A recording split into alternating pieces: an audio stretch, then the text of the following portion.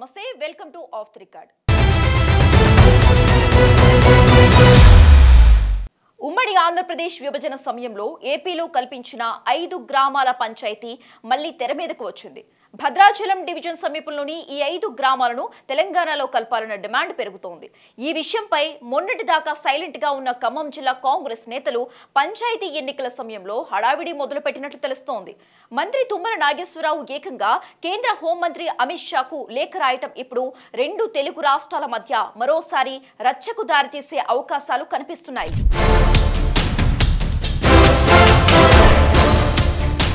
తెలంగాణ రాష్ట్ర ఏర్పాటు సమయంలో భద్రాచలం డివిజన్ పరిధిలోని ఏటపాక, పురుషోత్తమపట్నం, గుండాల, పిచ్చుకలపాడు, కన్నాయిగూడెం గ్రామాలను ఏపీలో కలిపారు. విభజన చట్టం అమల్లోకి వచ్చే ముందు తెలంగాణలోని ఈ గ్రామాలు ఆంధ్రప్రదేశ్ రాష్ట్రంలో విలీనమయ్యాయి. పోలవరం ప్రాజెక్టు నిర్మాణ సమయంలో ఈ గ్రామాల ముంపు బారిన పడతాయని నిర్ణయించిన అధికారులు ఏపీకి బదలాయించారు. 2014లో ప్రధానమంత్రి నరేంద్ర మోదీ తొలి కేబినెట్ భేటీలో జరిగినటువంటి నిర్ణయంతో ఈ మార్పులు జరిగాయి.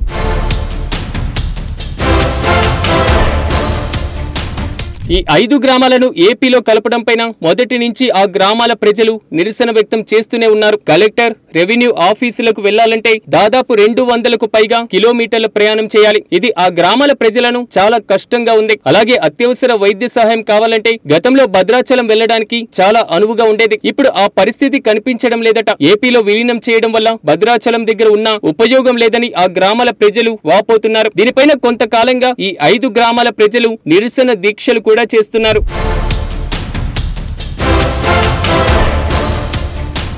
ఈ 5 గ్రామాల ప్రజలు చేస్తున్నటువంటి ఆందోళన పైన మొన్నటిదాకా సైలెంట్ గా ఉన్నటువంటి తెలంగాణ మంత్రులు ఇప్పుడు ఇదే అంశాన్ని తెర మీదకు తీస్తున్నారు. ఆంధ్రప్రదేశ్ లో విలీనం చేసిన ఈ 5 గ్రామాలను వెంటనే తెలంగాణలో కలపాలంటూ మంత్రి తుమ్మల నాగేశ్వరరావు కేంద్ర హోంశాఖ మంత్రి అమిత్ షాకు లేఖ రాయడం ఇప్పుడు చర్చనీయాంశంగా మారింది. ఆ లేఖలో తుమ్మల ప్రస్తావించినటువంటి అంశాలే ఇప్పుడు హాట్ టాపిక్ గా మారాయట.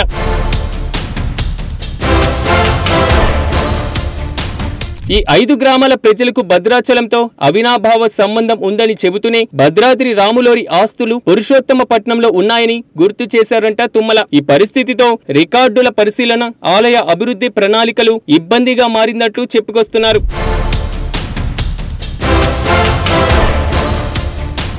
తుమ్మల లేఖ రాయడంతో తప్పులేదు కానీ సమయం, సందర్భాన్ని ఇప్పుడు ప్రతిపక్షాలు ప్రశ్నిస్తున్నాయట. మరికొద్ది రోజుల్లో తెలంగాణలో పంచాయతీ ఎన్నికలు జరగనున్నాయి. అలాగే వచ్చే ఏడాది ఏపీలో స్థానిక సంస్థల ఎన్నికలు ఉంటాయి. కేవలం స్థానిక సంస్థల ఎన్నికల సమయంలోనే ఈ గ్రామాల అంశం తెర మీదకి తేవడం ఏంటని నిలదీస్తున్నారట. మొత్తానికి భద్రాచలం డివిజన్ పరిధిలోని ఈ 5 గ్రామాల భవిష్యత్తు పైన కేంద్రం ఏ నిర్ణయం తీసుకుంటుందోనని జిల్లా ప్రజలు ఆశగా ఎదురు చూస్తున్నారట.